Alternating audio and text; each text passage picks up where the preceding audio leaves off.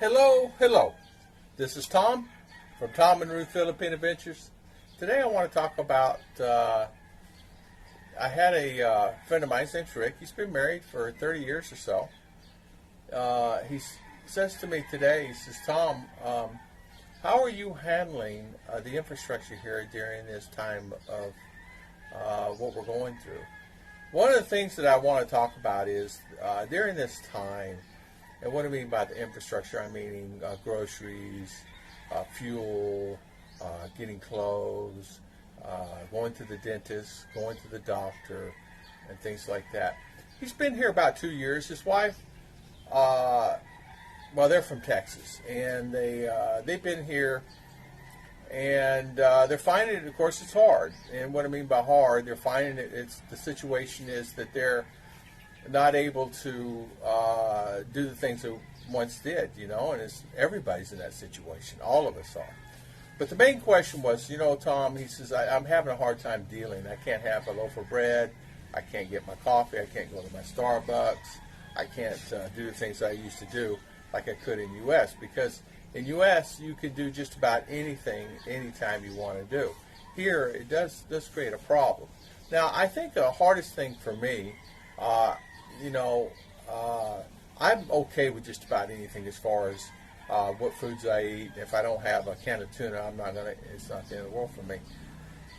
But as I was talking to Rick, I kind of realized, there are a lot of Americans out there and people coming here from, Australia and New Zealand and all over the place, and they're having the same situation happen.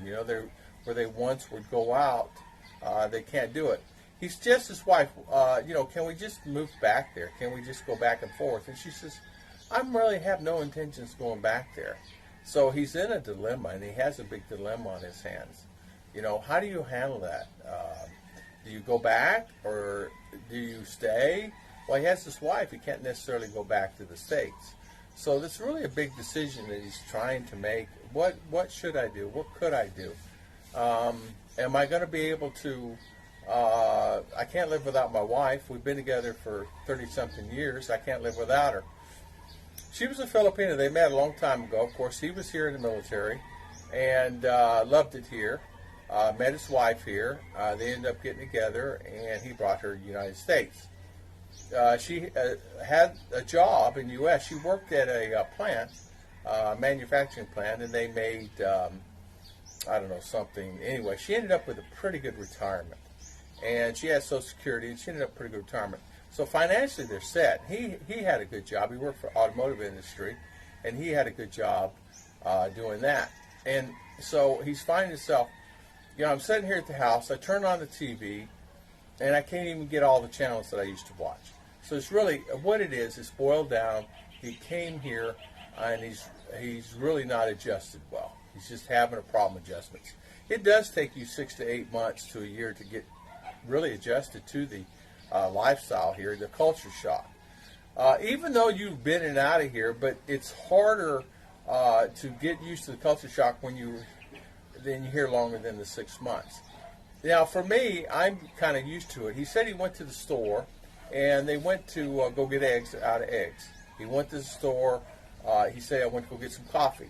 All they have is that creamer coffee, no Nescafe, no ground coffee, things like that. He said, these are major supermarkets. They're just out.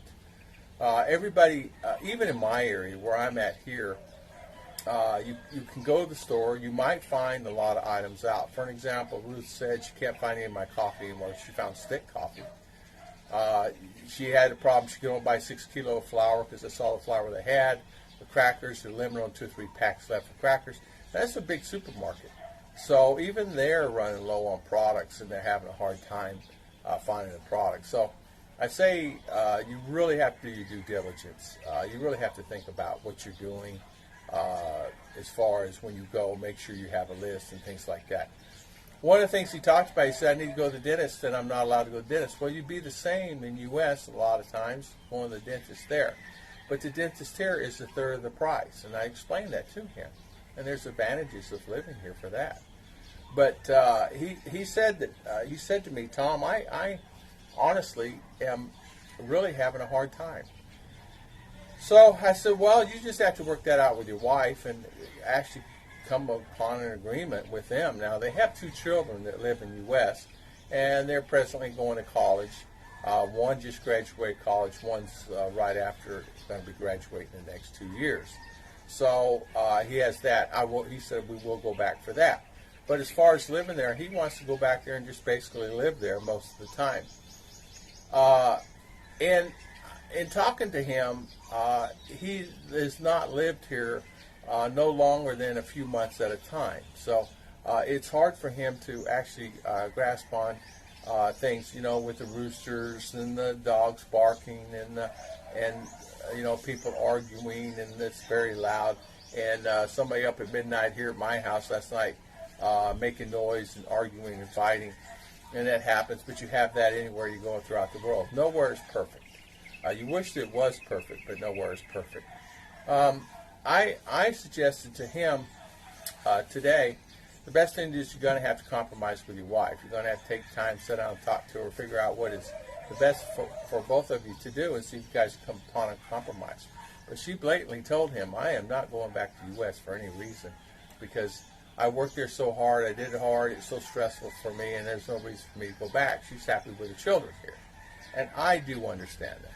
I do understand that. But then again, too, he's used to doing things. So there's a little problem there. He won't. They're not going to get split up or anything like that. But he's going to have to make a decision. She is too. They're going to have to compromise. In other words, maybe. I said, well, maybe you go back for 3-4 months. He goes, I don't want to do that. I want my wife with me. I don't want to be. I'd be alone. I miss her. I would miss her, and I understand. So maybe he don't go back without her. I said, you just kind of have to talk to her and ask her if there's something she would like to do there. Maybe take a little mini vacation. You said you're retired. You both have enough money. But it's going to be another year. It's going to be another year or so before you can even think about that, right? Because current honey badger situation. But he was just talking today about, are you having the same problem I have? Can you find your coffee? Can you find your sugar?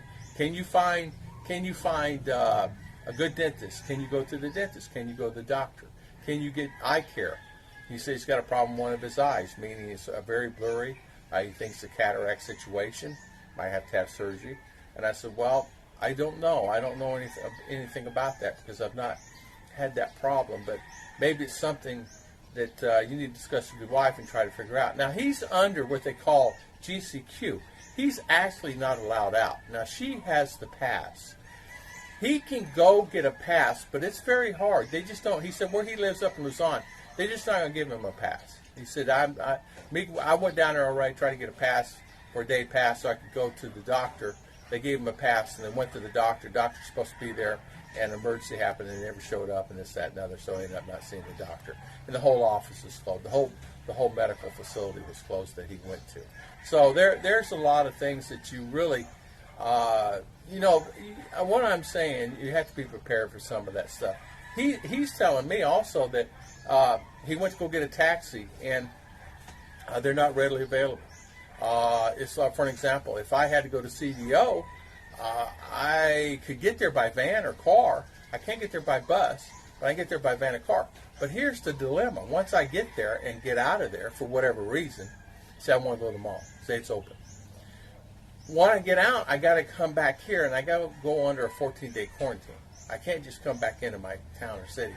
There are people here that live here, come in from Davao recently, yesterday and the day before, that are under quarantine. So you just necessarily can't go back to your daily thing. Here is the reason why. There was someone that came in from somewhere else. I'm not going to say the whole story in detail because it doesn't matter. He was a carrier, and apparently he affected other people, and the other people got affected. So there's affected people because of this gentleman. So what they're doing is everybody coming in this area, in my area where I live, they're putting them on a quarantine. So what that means is if you're coming here and you're coming from Davao or Dipolog or wherever, you have to go through. Now, if you're headed out and you're going to Valencia and things like that, that's fine. But if you're coming in your destination, you got to, not only that, you got to have a clearance, you got to have a pass, you got to have a health pass. So there's a lot of criteria. And then when you go back, you got to have the same thing all over again, and then you got to go through quarantine. Now, do I blame them? No. Is it a bad thing? It is. It's an inconvenience, but it's a good thing. It's about protecting everybody, and I think it's a fantastic thing. Would I complain? Yes. Would I do it? Yes. But would I be unhappy? Yes. It's like one of those things. What do you do, though? You're in that particular situation. How in the world are you going to handle that, right? But I wanted to bring this up today because it's something that he made me think about it today, about all in general on how and what and where, what's happening up in Luzon. He said that he went to go get eggs. He hadn't had an egg now. The neighbor had chickens, and they went and gave him a bunch, 6 eggs. And so he said they had eggs for breakfast for the first time. So eggs is short supply there where he's at. And he lives in a major city. There's just short supply. Everybody goes buys them all because you know what? What happens is all the sorry stores buy their products from the supermarket, and then they take it and resell it. So it's not just they're buying big bulk. So when they go buy coffee, they'll go buy 10 cans of it or whatever. I'm just using that example. I'm talking about Coca-Cola. 10 containers or whatever. So what happens is they get overrun and the stores become empty really fast. So they can't stock it in a lot of cases fast enough because the sorry stores are empty. Sorry will take it and then they'll sell it for 1, 2, 3, 4 peso credit, and then have credit 1, 3, 4 peso profit. And what causes us with that is the profit makes it so low that 1, 2, 3, 4 peso. Then you have credit on top of that. It's really tough to make any money on that. I want to thank everybody for watching. I want to thank everybody for coming on the channel. I want to thank everybody for always supporting us. God bless everybody and thank you.